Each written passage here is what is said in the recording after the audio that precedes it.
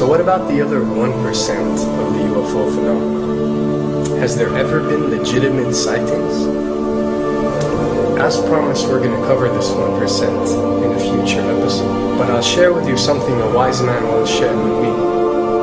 Before we should start focusing on dealing with problems outside our world, we should first focus on solving the problems within our world.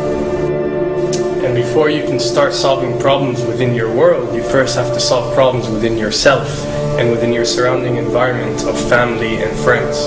So basically what I'm trying to say is that we have priorities that we need to focus on first and foremost so we can successfully build our lives and our minds. Now, it's no secret that the difference between what the government knows about UFOs and aliens and what is shared or released to the public is extremely enormous. And unfortunately, governments and several organizations on Earth are taking advantage of the UFO phenomenon to achieve worldly agendas. So why do we see particle beams, huge ones, firing at things that are, you were saying 200,000 Gs? Yep. I mean, go over that. Well, because I think it's part of a test for if there are bad guys out there. Or maybe they're doing preparations for faction. We may be looking at more than one faction. Remember, these groups tend to fragment. They fractally fragment so that you have wars within wars within wars. You know. But why would NASA release that footage? Well, remember, you've got all the good guys in NASA, and then you've got a few who are not good guys. The good guys don't know that there's something to keep secret. Remember, the lie's different at every level. They believe the lies they've been told. So when you set up a structure, an institution, which is supposed to be open and above board and is supposed to present live TV of the shuttle missions, they present live TV. Now, the controllers can't say, oh, well, you can broadcast this, but you can't broadcast that. Because the honest guys will then say, sure. Well, why can't we broadcast that? So people always say if this was happening, it would come out, and it is coming out. Well, I mean, I agree with you. When you've got the Catholic Church saying we need to love the aliens, they're our brothers, when you've got every major denomination saying it, when you've got all the movies, and you've got, in the 80s, huge programs at the Olympics with aliens landing, fake aliens, and you've got huge things the size of 3 football fields floating over Dallas and stuff all over the place. Something's going on, and then I read government documents about fake extraterrestrial landings. Any of this. Why? I mean, you believe it's fake. Remember Operation Northwoods? Yes. Okay. Or we can go to the September 11th. Governments do huge, big things to sway populations at key nodal points in history. They love hoaxes. Yeah, well, it's manufactured history is what it is. We are building, all my UFO friends, I need to shake them because they're so, frankly, they're extremely naive, Alex. They really believe we're building toward disclosure. I believe we're building toward a mass, carefully manufactured, fake event where ETs, who are really humans, who are really part of this secret clique, who are probably Nazis, who developed or perfected their technology from World War II, which is why you've got to get, Joseph on. They are going to basically fake out the world. And there's an incredible window on the Nazi black ops program, the compartmentalized, incredible high-technology efforts that were being funded by the Nazi war machine, particularly toward the end of the war, in a desperate effort to win the war, and they fastened their hopes on several key technologies, some of which appear to be the control of gravity itself, which again is a separate piece of data from my work, which came at this from a hyperdimensional physics perspective. We know there's a lot of suppressed technology. 20 years after the B-2 bomber was already in service, they declassify it. So we have a lot of cases of that. We know there's a whole shadow government. This is technology and physics, Alex, that would make anything you think you know like a candle flame compared to a hydrogen bomb. This is a physics that literally allows you to rearrange time.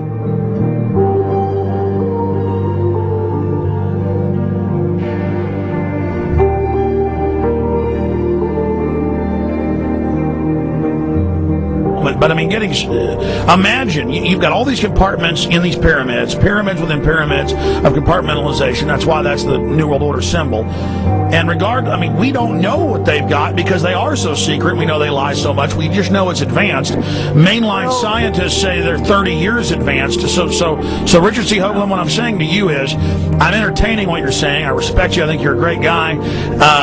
My only issue is, like you said, dealing with what we know they could be up to. The fact, Alex, we have done experiments. We have our own data. We have experiments now from the Soviet Union.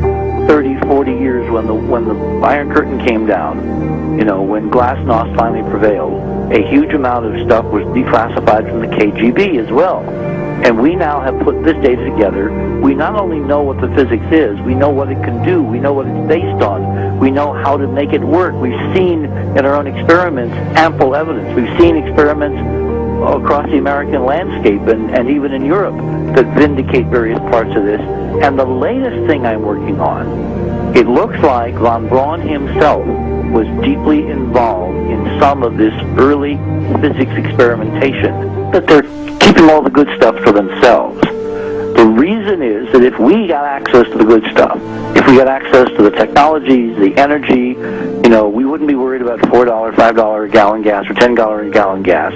We would live like people are supposed to live, all 6 billion of us who could live lightly on the earth, Alex, with this technology. And live longer. Absolutely, and better, and you could live to 200-300 and have the virility of your 20s and 30s. There's extraordinary medical breakthroughs, there's extraordinary physics breakthroughs, technology breakthroughs, energy. It's all been kept away. Think about it. We're already on a planet hurtling through space, all these wonders around you, and you've been taught it's bizarre to question, and that's because there's so many kooks in the alternative movement who do talk about ridiculous, Hollywood-style green men, instead of really looking at the shadow government and all these crazy secret societies that are admittedly running NASA and the shadow government. Now, ladies and gentlemen, during this talk that I'm going to give you, I'm going to explain to you the history of this phenomenon, who the secret government really is, and I will name them by name, beginning group, the study group. I will tell you who they are today. I'm going to tell you what this is all about. I'm going to tell you who's selling drugs to your children, and I'm going to tell you why the United States government is afraid for you to find out what the truth is regarding UFOs.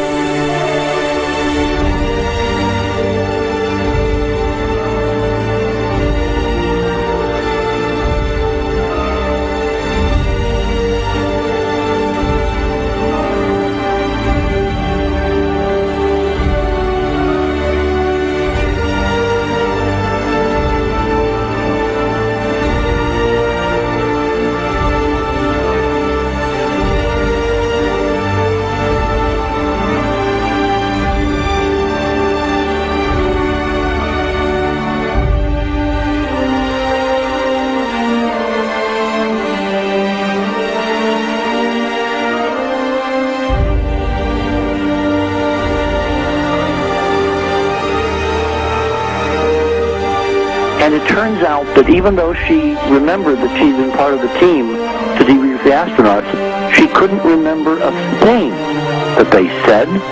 She couldn't remember why she no longer was working with NASA. She couldn't remember. In other words, her memory lapses were enormous, and I don't think they were feigned, because we now found the same pattern in all the flight crews. Because the awful truth, Alex, is they have been brainwashed. They have been mind controlled. They have had a technology, a very sophisticated technology, which took away the real missions that they experienced.